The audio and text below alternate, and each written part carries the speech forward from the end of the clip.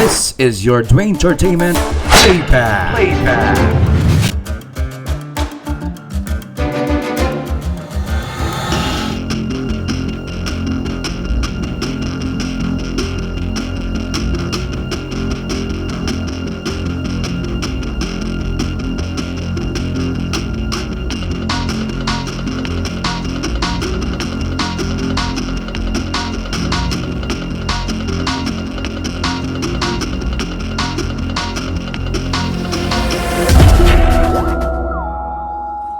Buhay Luzon, Visayas, Mindanao, Mega Manila World. Pulos mga best heralded riders na nagpapasikat sa unang dalawang Pilipinas sa Pilipinas. Ngayon Stage 3. Ano kaya ang Talibak Kaisa, Roda Pilipinas.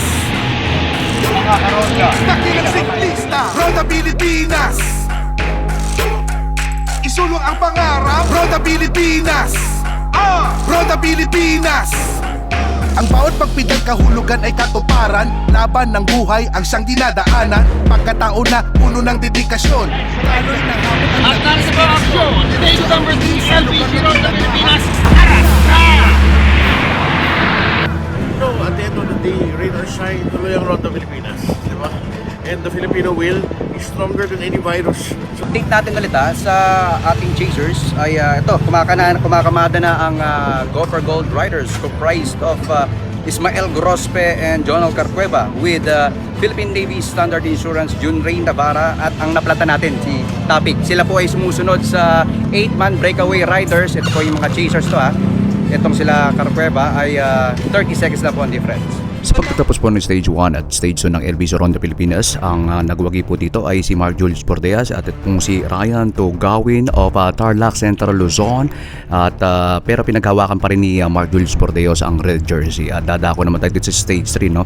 Muntik-muntik na pumasagasaan ito dito si John Byro Lucero of Go for Gold en route to Naga City. Ito po yung may habang 119 kilometers, dominated sa bunch finish ni Jerry Aquino, mga kaibigan, the son of Marlboro Tour legend Jerry Aquino Sr. At kita rin natin si Ronald Loranza, bunch finish yan, hindi ine-expect yan. At ang ine-expect natin dyan before ay between the Navy and Go for Gold in the person of Ronilan Kita at itong si Junrain Navarra, pero talagang na-overwhelm sila ni Jerry Aquino dito sa last 500 meters na itong bunch finish na to, dito sa may Naga City. Kaya po kung i-analysis itong LBC Ronda Pilipinas Anniversary Race from Stage 1 hanggang dito sa Stage 3 ay puro po bunch finish. City, it's a 200.5 race at i-update po namin kayo dito sa EME, dito sa Bitukang Manok na tinatawag, ang Quezon National Forest Park. Sa pagkakataon po ito, gumawa ng makasaysayang 1-3 finish ang Navy na talaga namang bumulaga sa buong mundo. Ito po ang 1-3 at sinundan po after ng Stage 4 ay Stage 5 naging 1-6 po. Kung tutuusin po, pang 7 po dito si John Paul Morales na sumusunod ng about 4 minutes behind, laging behind the breakaway na nag-cross dito sa finish line dito sa may Antipolo. So after Stage 5 po, nanguna po si overall itong si George Oconer at nakikita nyo po parating na nanguna po mga kaibigan itong si John Paul Morales, ang kauna-unahon niyang stage win dito sa LBC Ronda Pilipinas at pag-retain ng sprint leadership at pagiging back-to-back dito sa Stage 6 at 7 dito sa Mia Nueva Ecija from Tarlac. Itong si John Paul Morales at ang red jersey pa rin ay si George Oconer. At nakikita nyo to, another bunch finish dito sa LBC Ronda Pilipinas Anniversary Race sa pinangunahan ni Daniel Ben Carino. Fortunately po, dalawang Ronda champions ang nawala po dito, si Mark Galedo at si Raymond Lapasa. Luzon Top Gun Kenneth Solis snatched the LBC Ronda Pilipinas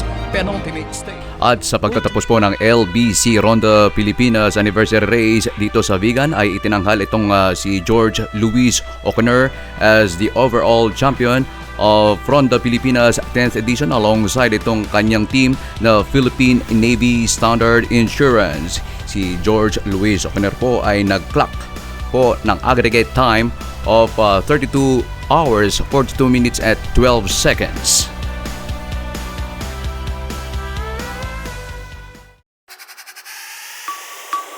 Ronda Pilipinas 2020.